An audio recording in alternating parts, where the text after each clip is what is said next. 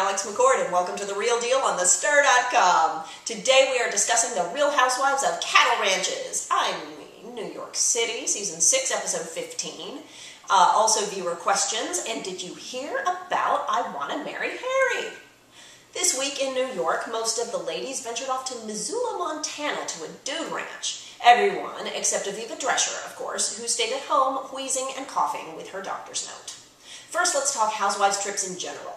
These days, they tend to pick a destination first, based on what free stuff they can trade out, be it accommodations, flights, activities, etc. Plus, the lay of the land, what it's like for filming and permits, because those fees add up as well. After they make the best deal they can, they lock in a location. Now, many of you told me on Twitter, what's up with Montana and the Berkshires? What happened to Paris, to St. Bart's, to Morocco? Well, that's probably a budget question. And in fact, this is the first trip that they will have spent real money on because Heather's trip to the Berkshires was at her house, so they would only have had transportation and permit fees.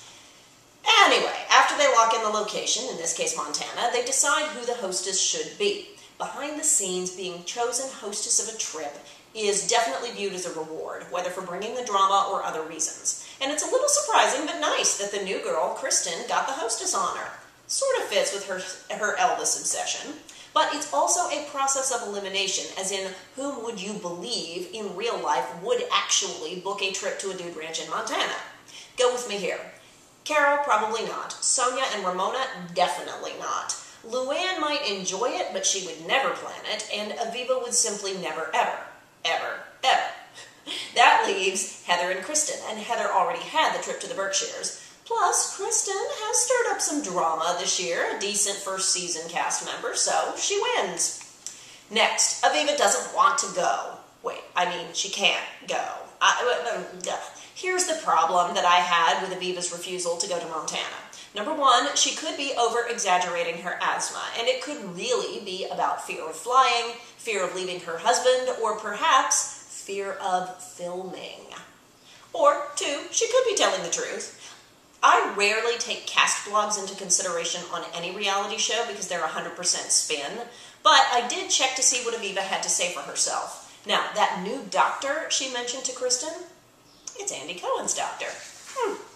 Maybe that was engineered to ferret out whether her condition was real, and maybe that was the reason for the very, very long doctor's note, because of course the good doc can't speak to Bravo or the producers, that would violate patient confidentiality, but maybe this is a way of communicating that she wasn't making it up. The thing is, because of Aviva's past behavior, no one will believe her. She didn't want to go to St. Bart's last year. She skipped the Berkshires this year. She proved she's not a team player. Speaking as someone who has terrible seasonal allergies, I'm hoping I get through this without sneezing, getting out of the wonderful and lovable but pollen-ridden cesspool of allergens that is New York City is always a good thing. You get out of the city into cleaner air and suddenly you can breathe. I do not see how going to the cleaner air of Montana could possibly make things worse. But enough about Aviva, let's move on to Sonja Morgan. Sonja had character redemption this week, which was great to see. She can't handle her liquor, but she sure can handle a horse. She wasn't drunk the entire episode, and she sat that horse really, really well. Perhaps she packed the right underwear to get her in the mood to ride a horse. Also, producers gave her a gift by flashing back in B-roll to her Season 4 tumble from a horse in the Hamptons. The inference being that she's moved on and gotten her groove back. All is looking up for Lady Morgan. Finally, I had to giggle over the Countess. LuAnn was literally the lady who protests too much. She was a thug in a tank top. I have always said that when LuAnn lets her hair down, she's a lot of fun. Something about sneaking past the producers with me and out to a club in Morocco comes to mind. Yes, Sonja and Ramona were involved. No, there were no pictures. Tough. But sadly, most of the time LuAnn does not let her hair down. She keeps a wall 10 inches thick around her real self, and she guards it like a hungry, injured lioness.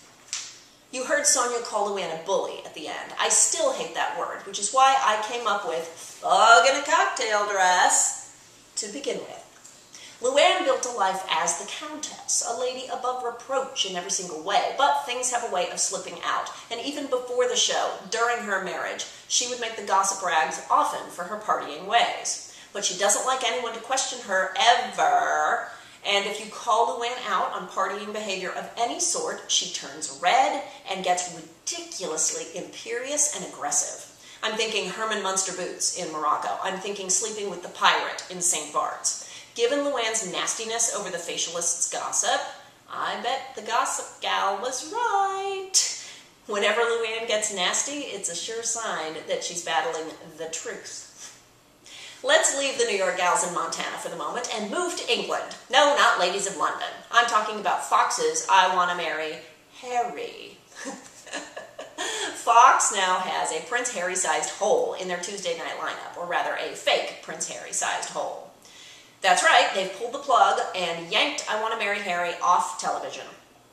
Personally, I still can't believe Fox did this, but we are talking about the network who brought you Joe Millionaire. Apparently, less than no one is watching, so the network took it off TV, but you can still see the remaining episodes online.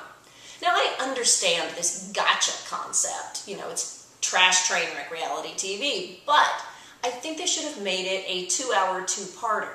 I think that would have worked better, not 8 episodes all strung out. The whole premise of the show is that these women are meant to be competing for his hand, and they're meant to all think he's Prince Harry. Now, that's hard to sustain over a long period of time.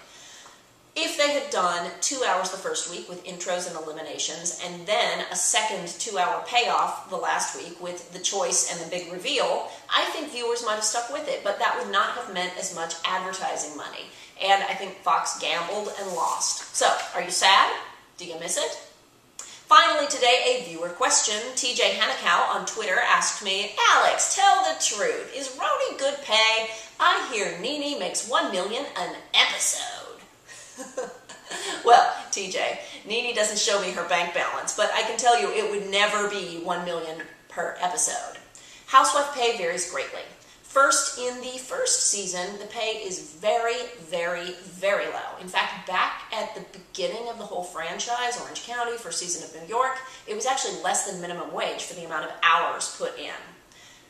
That is one reason that the producers relentlessly bring in new housewives. You can get 3 for the price of 1. Second, as you are renewed for successive seasons, the pay goes up based on 2 things. Seasonal average, for example, this is what a season 2er would make. This is what a gal in season 3 would make. This is a 4th-year gal average salary, with merit pay and star power taken into account.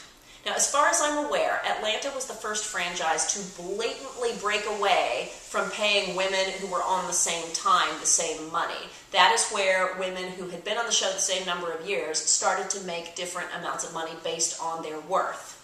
Also, this is why housewives have got to bring the drama every single season. It's why they have to get crazier and wilder and, have their heads pop off on TV, because the more money they make, the more Bravo wants to get rid of them. Anyone with a high salary sticks out. You want to cut that head off. That means they are on the chopping block every single season. It's a sit-down conversation. Can we afford to get rid of her? Can we keep the ratings if we get rid of her? With every castmate who makes a lot of money. If Nene did in fact make $1 million, it was probably a combined salary for the whole year for the season of Atlanta, plus her spin-off season, I Dream of Nene, all for 1 year. Now that could make sense. Let me know what you thought in the comments, and if you have one particular favorite show, go to my playlists where you can skip to all the Ladies of London, all the Housewives, all the Catfish, and I hope you will go back to last Friday's episode where I deconstruct what makes a Housewives reunion. For now, I am Alex McCord. You are watching The Real Deal on thestir.com. See you tomorrow.